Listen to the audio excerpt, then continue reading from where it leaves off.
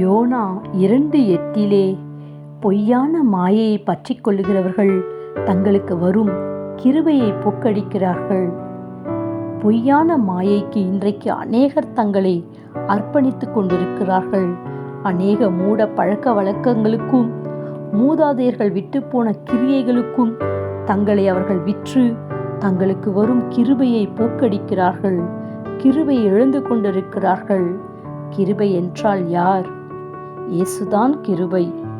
நம்முடைய பாவங்களுக்காக, சாபங்களுக்காக, அக்கிரமங்களுக்காக, வியாதிக்காக தன்னுடைய சொந்த இரத்தத்தையே சிலுவையிலே சிந்தி மரித்து அடக்க பண்ணப்பட்டு 3ஆம் நாள் உயிரோடு கூட எழுந்த இயேசுவே கிருபை.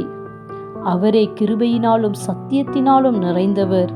இன்றைக்கும் மாயையானவைகளில் இருந்து வெளியே வந்து கிருபையாகிய இயேசுவை நாம் பற்றி கொண்டு நடப்போம். Have a nice day.